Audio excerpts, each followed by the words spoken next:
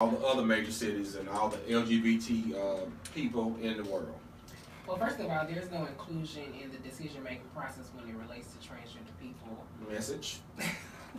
And also, there are no trans-led organizations like some of these other more progressive cities have. They have actual trans-led organizations from the top to the bottom, all the way in the inside. So once we start progressing toward having our own trans-led organization where there's no cis involvement, period, unless they're donating or rendering some type of service to the organization. What you just say? Cisgender. Okay. For the people who don't know what cisgender is, that's Gavin. That's Andy. No, it is not See, cisgender. I got a problem with that. It is not. I got a problem with that, Kayla. We gonna fall out. Okay. I got a problem with that. What? A cisgender person is a person who identifies with what was on their birth certificate. I got a problem with that. Oh yeah, she wore cowboy boots and smoked door radios. No. I got a problem with that. Okay, so this might not be the format for it, but I got a problem with it. Okay, go ahead, come on. I got a problem with that. Go ahead and finish what you're saying. Go ahead. Come on. Honey. Somebody finished. So you said it again now, because I'll make sure I heard you right. Cisgender. Turn me up. You said what would happen when this happened? We'll become more progressive like the other cities that have laws in place to protect transgender individuals. When what happened? When we have a completely trans-led organization. Okay. So a completely trans-led organization is going to be comprised of only trans people. Exactly. So, but there is opposition when you have an organization that don't have transgender in it, and then you say that you're not what's the word that it's always a reverse. For instance, if I have an event and it says lesbian only, trans women will get mad because you say that you're not inclusive of trans women. So come on now, we can't have it both ways.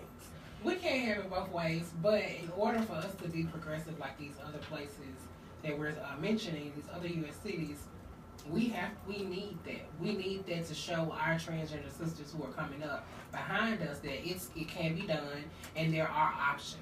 I see. And it's not to say that we don't want the input of cisgender people or lesbian women or gay men. But can lesbian women do that? We can't. And it doesn't have to be compiled of all trans people.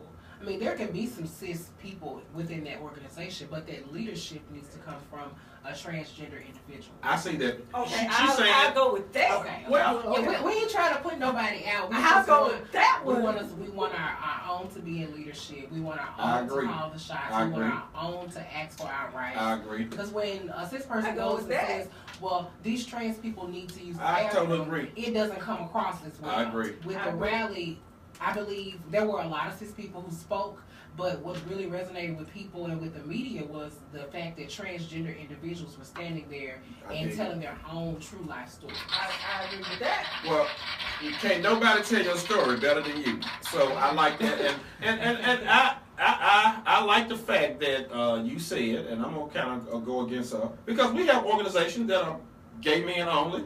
And that we have the door closed and we don't want no women in there and we want no transgender sisters and brothers in there. So we do it. So I'm for the transgender sisters and brothers having their own organizations and running the show and making the calls and telling people they can't come in or whatever. It's our social club. I mean, And we're not saying people can't come in. Baby, put the sign on the door. Bring donations. Don't provide services. They've been doing it forever. Right. I mean, we have to support our own. Well, I totally agree with that. I totally agree with you 100% because it's almost like when you have white lesbians. White lesbians can't talk for me. Right. Exactly. They don't understand my struggle. So it's the same, as with white transgender. White lesbian women have privilege. They don't know my struggle. You can't talk for me. So and in the interim, there are things that the pendulum always swings one way or another. And when all the attention is focused on one particular group, somebody else in that alphabet is going to suffer. So at first it was like the lesbian women and the gay men. And then it went to the AIDS and HIV took attention really to the gay men, and it left the transgenders out. They were left out of the equation. Now it's the focus. We weren't left out. We were just included in the MSM community. Yeah. That's what it was. Well, but you knew what you needed, and it wasn't really even talked about that much. If you go back 7 years ago, so. And then the lesbians really just been pushed to the side because they feel like, well, y'all are right, but lesbian women are not all right. They're not all right. They are not all right. Yeah, and a lot of working at the center, a lot of lesbian women, they're like, oh, I don't need an HIV test. I don't need that. I don't do that. They don't even go get mammograms. Right. They don't even go get pap smears. And it's because of what people have said that lesbian women, they're not at risk of contracting HIV. Exactly. But if you have blood in your body, you're at risk. Exactly. And they don't feel that need that they need to go, especially masculine presenting women. But we talking about transgenders today. Right. So Kayla, what's the message of inclusion has always been really important. Mm-hmm. So talk to me about why having the rally was so important for you. For me, it was important just to show our transgender youth that are here, because we do have a lot of youth now coming out due to the fact that we're in the media so much. Mm-hmm. A lot of people are understanding that they're transgender, whereas 5 or 6 years ago, certain people didn't know that they were transgender until they actually met a transgender person, were introduced to the word transgender, and then they said, oh, that's me, I'm transgender. Okay, explain that more. Explain that. That's Cass' story. A lot of people didn't know they were transgender, just like a lot of people didn't know they were gay or lesbian until they actually met someone who was gay and lesbian. Okay, I'm with you now. I was a little slow. And that's shady. Very. So it's getting dark. What we do,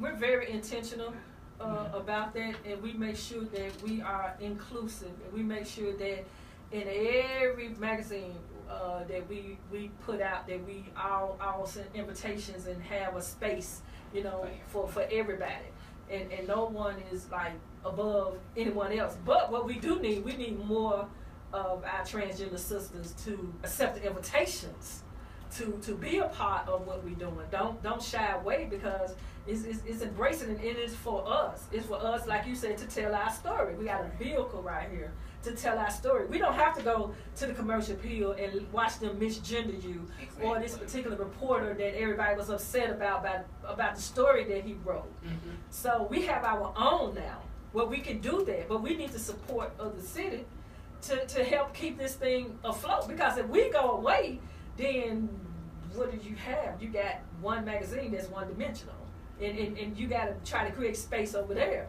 where you have one that's for the Black LGBTQ community. And so what can we do in order to assist with that? Because there's some work that's been done in Memphis with the trans community, but like you said, to have that trans-led, what can cisgender people help to assist with that capacity building, to help trans men and women get those leadership positions? Basically just provide the information. A lot of people, it's just like those crabs in a barrel kind of story, where we have the information here, but we're not going to give it to you because we don't want you to succeed. Preach. You better shut up. Because I hear it Did all you just the say time. that? Like, someone referred to me as the new white woman. Like, trans women are the new white woman. What? Oh, and the reasoning behind it was because a lot of funding is being thrown at the transgender community now. Because like I said, we're in the media now. People are more open to, working with us and trying to make our lives a little better. Mm-hmm. Especially with all of these murders that are going on. Mm-hmm. People are more concerned about what's happening in the transgender community and what's not happening in the community. As far as your statement about the magazine having more trans input in it, it goes back to the crabs in the barrel. There are a lot of people who are already out there that aren't trying to bring those people who aren't out there up.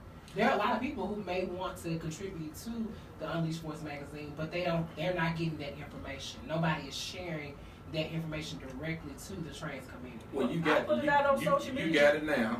Last weekend? Yes. Eddie, and you shared it with some of your friends, your transgender friends. I yes, put it out on social media. The rally? No, I put out the invitation to be in the magazine. We were looking for writers and voices. And so I had about 4 people. I got about 1,500 friends, and I put it on his page and everybody's page. So I know it hit at least 7,000 people if everybody went through their news feed and allowed to post.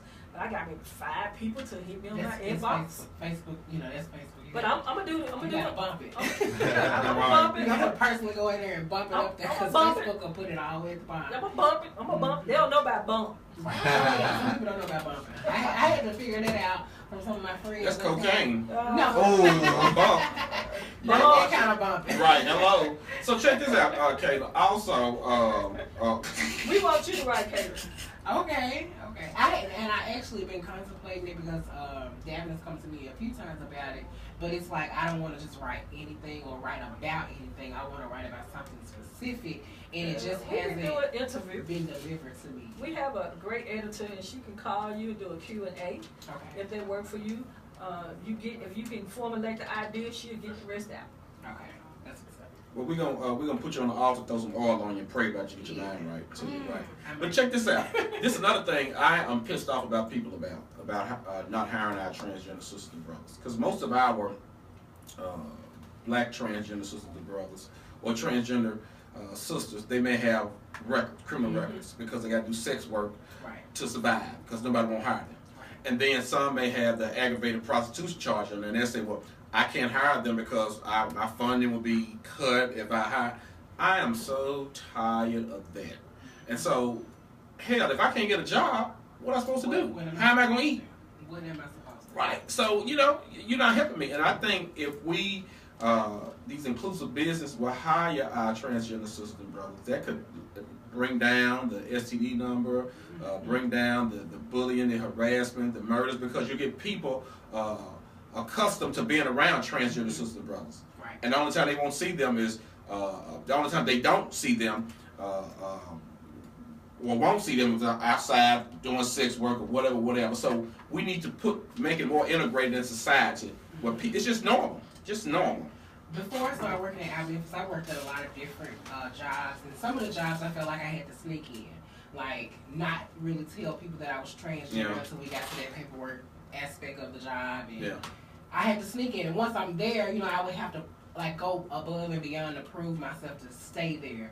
So it's hard because a lot of managers and people in position to hire people, they're afraid. They're like, I don't know what kind of perception this is going to put on my customer base, and we may lose money and lose customers because I have a trans person working the front counter or talking to people. So it's really all about stigma that's attached to trans women being sex workers, being HIV positive because our rates are like 1 and 2. So it's a lot of stigma attached to being trans. A lot of people don't want to be associated, even if you got your best friend is transgender and you a GM manager of whatever, you're still not going to hire your transgender friend because she's transgender or he's transgender. So do you think it's just regulated because we're in the South? And mainly because we're in the South and we're in the Bible Belt. Honey. So, Kayla, we want to thank you. We ain't no Bible Belt. You must have listened to us last week. Do you know how much Tennessee spent on porn? $3,000 a second, honey. Oh, God. $3,000. I'm in the I'm finna change I love porn. So, Kayla, we want to thank you for coming on the show. You want to give a shout out to your boo thing, anything? You got 30 seconds to give your boo thing a shout out. And your sister over there. Shout out all my trans sisters and brothers out there in the struggle. Yes. That's it? That's it. What about Miss Selena with them tight eyes? That's my trans sister, Selena Cook. Shout out Selena Cook on Facebook, y'all. Look like a girl. Well, this is the Unleashed Voice radio show. Selena. Yeah, show Selena. She right there hiding with them tight eyes. Look at her waiter taking the margaritas. So we want to thank you for coming on the show. Thank you for being brave and taking the mantle and running with it, because God always put forth a person who is rejected. You got to be rejected before you are accepted. So thank you for being rejected in society and everything you've gone through and all the pain and the hurt. And so we want to welcome you to the struggle of being an activist, and we want to give you a shirt that says Kayla Gore is the activist for the transgender community, and you got our support, and let's do it. I love shirts. All right. This is the baddest show on KWMN on the radio. Just laid over here with this phone. She put that whiskey. Miss Ed in the studio. Miss Selena out there. Miss Nikita. I hear you knocking, but you can't come in. We'll be back next week. This is the Unleashed Voice Radio Show. I swear to God, you can't beat them. They about to blow some minds. With this movement that's coming through. When it comes to unleash,